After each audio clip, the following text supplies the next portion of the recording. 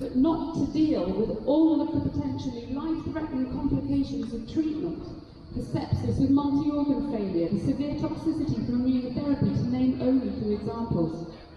Patients will need to be transferred to other sites, removing them from the principal location of their cancer management. At this stage, care becomes disjointed and stressful. Communication breaks down, appointments are missed, hospital transport is notoriously unreliable, and patients suffer both physically and emotionally. A scan in one hospital, an oncology appointment in another, an ENT follow-up in another, a planned procedure in another. Is this necessary? Is this helpful? And is this the best way to deliver the best care for patients? Undoubtedly, the new location of VCC will offer a beautiful backdrop, and the holistic implications of this cannot or should not be underestimated. But is this really enough? Can senior NHS managers genuinely say, with conviction, with their hands on their hearts, that they can guarantee that individualised emergency care will be delivered as rapidly and as appropriately as it would be on a co-location site, that they cannot foresee any situation whereby there will be avoidable delays in patients receiving the exact level of care that they need? And can they say without a doubt that their patients received in an emergency will not be inferior to what they would receive on site with peak care provisions? Can we promise that retrieval and transfers of all sick patients will happen in a timely fashion? It doesn't happen for other patients currently. So why would different things apply here? The NHS in Wales is crippled with underfunding. We don't have enough doctors and nurses, let alone paramedics. So how can we make the maths work when it doesn't already do so? We should not be promising things to patients that we cannot realistically provide. We need to advocate for them and for their needs, and this is why we are here today. We can do so much more for people who trust us to care for them when we work as a team and provide shared care on one site. There will be fewer avoidable gaps in communication and treatment delays, time wasted by patients and families whilst they travel and wait. Standalone cancer care is no longer realistic, and we should welcome the modernisation of shared care on a shared site. Anti-lockdown protests in London and various cities like Manchester and stuff like that. Thank you, Laura. They've set up as alternative media, basically, to Today, we've got them now. That's not from someone that doesn't know. That's from someone that really knows the whole situation. Can't dispute that. I don't see anybody around.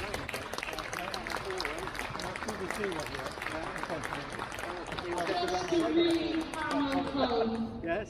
exactly how bad a decision it would be to build a standalone cancer centre. I'd like to invite my idea is to record the whole thing, and people can make up their mind whether to right. You know. Well, that's the thing for debate, isn't it? But personally, I don't believe in response, because I'm going to go through the list. like hospitals that are on their own with no other facilities. I prefer multidisciplinary Which I can actually read. You know. So I'm going to read this out. The great long so please make sure I can read. It served its purpose. The new cancer centre. It's hard to get people from. Will it provide committed, caring, dedicated staff? Yes! Will it provide chemotherapy? Will it provide radiotherapy? Yes! Will it do outpatients? Yes! All good so far. Now let's get to a list of no's. Will it have will it have surgery on site? No. Yeah, Is it going to have potential for intraoperative radiotherapy? Okay. Yes. Is it going to have an intensive care unit? Is it going to have a high dependency unit? Is it going to have unrestricted resuscitation protocols? Is it going to have integrated clinical research portfolio? Is it going to have on-site translational research portfolio? Is it going to have a full range of clinical opportunities on a single site? We're almost there. Is it going to have unrestricted inpatient care with no groups excluded? Is it going to have advanced endoscopic radiotherapy? Therapy? Is it going to have hematological oncology? Is it going to have easy access to other specialist services and experts on-site consultation? But is it going to cost more? Yes! Do we want it? No!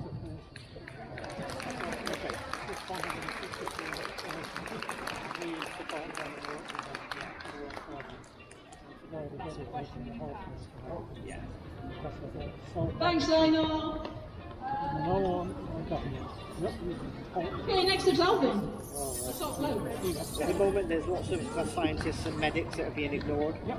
You know, That's historic. there's no debaters. Morning all. You can't debate anything.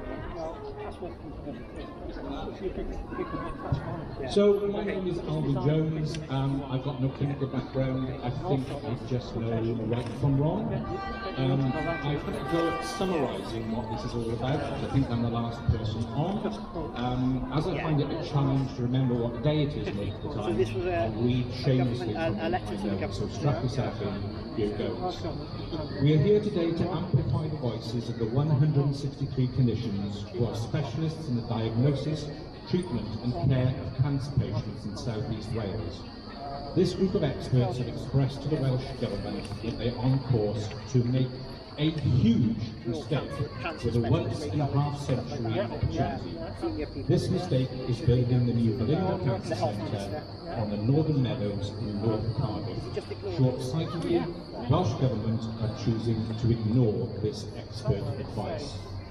This advice states that co-locating the new cancer centre with an acute hospital would provide safer acute inpatient care, improve support from other specialities, create a better base for research, and be in line with best practice elsewhere. On Twitter, The Northern Meadows site provides none but just before that, I and is actually, not it the was, best use of public funds. I just typed in what's on Evidence the and Guardian expert tomorrow, opinion something, states that and patient this event did safety, come up. multidisciplinary So care, that's something training else. and But when I actually continuation searched of on Twitter, world-class clinical I couldn't find research anything about it at all. would all be And I significantly was typing compromised things by like, failure to co-locate yeah, most, Northern if Meadows. not I all, found the group, cancer services but I didn't with see an any acute up-to-date hospital. posts on that The group. standalone model today's event. that the Northern Meadows would Yeah. provide So is now, already I'm not out saying that of date. something wasn't, Is out of something step wasn't with up to date, international but you know what they're standards like, of they hide excellence it from and other people, lacks don't they? future-proofing. So you only see There what was must posted, be nobody a else formal sees it. review, And I think that might be including going an on, because, like, updated,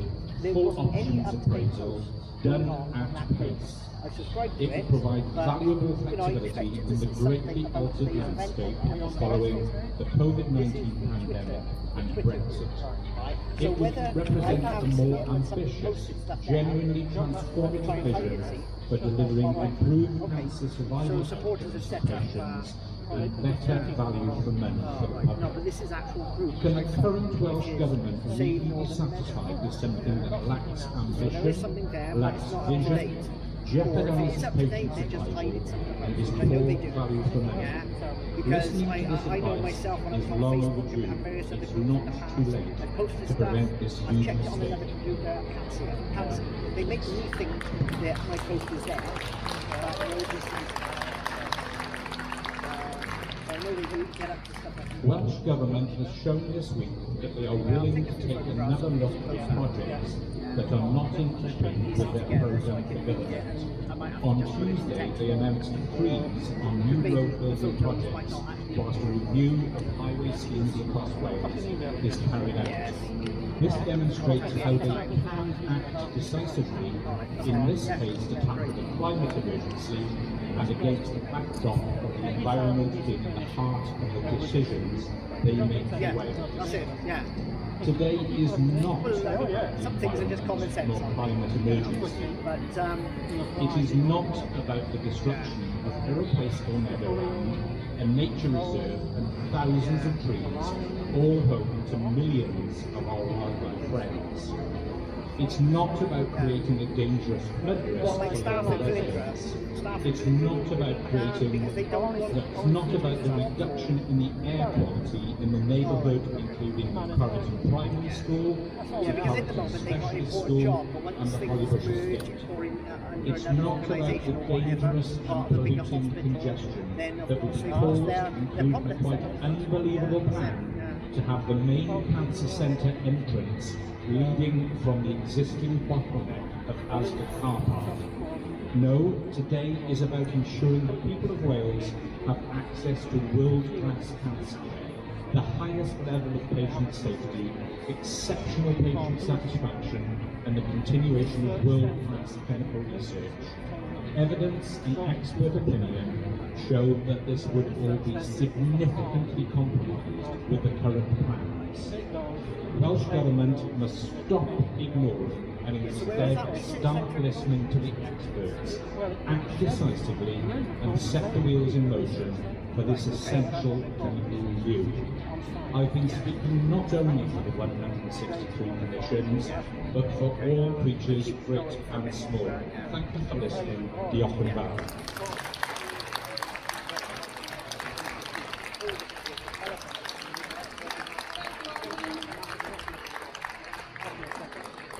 Okay, that is all the planned speeches we've got for now, so I'm just going to open it up to anyone who would like to come and speak and share their thoughts. Good afternoon. I am a medic and I've been a consultant for 25 years. I'm a signatory on the letter, the 163 letter and the 57 letter that was ignored by this Welsh Government.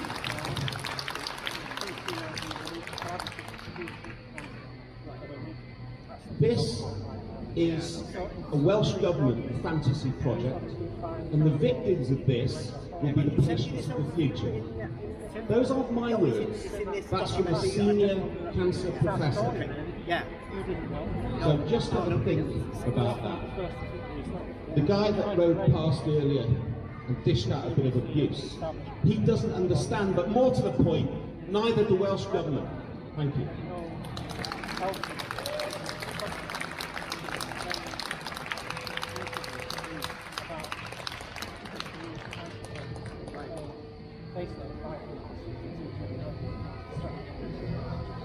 Anybody else?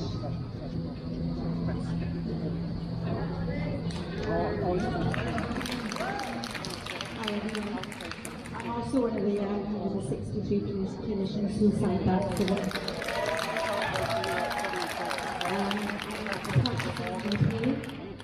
and I just wanted to bust some of the myths that have been said about emergency transfers from Georgia. So we're putting the Freedom of Information Bank, as you know, and there were over 105 emergency transfers in 1 year from Georgia to HW. Just want to tell you about what that looks like in this day and age. So at this point in the pandemic, it would take me 4 hours to get an emergency ambulance for my patient who's basically moribund and on his taking last breath. It can take up to 9 hours. Some of my cardiac patients with known cardiac heart problems who desperately need a 999 emergency ambulance, they've been told, take your father to Prince Charles Hospital. If he arrests, then call 999 then. This is what we're dealing with, and this is now. This isn't in the midst of the pandemic. This is now. This is this week.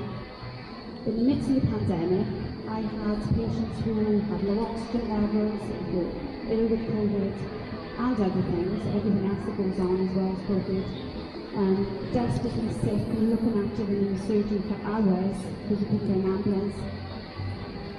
They were taking 9-10 hours ambulance transfers. Okay, so if we have a sick patient in Gloucester, I know that one of my friends was here today that had who had really high calcium levels was managed in Gloucester rather than being transferred to the University Hospital. It should have been managed better. This is real. You know, the call patient is so important and is vital for the future of all of our patients. Thank you.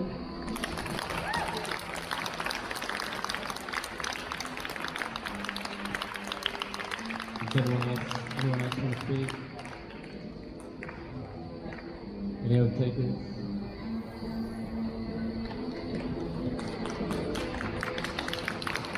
Good afternoon. I too am one of the signatories. I'm one of the 163. I've been a practicing GP for 30 years.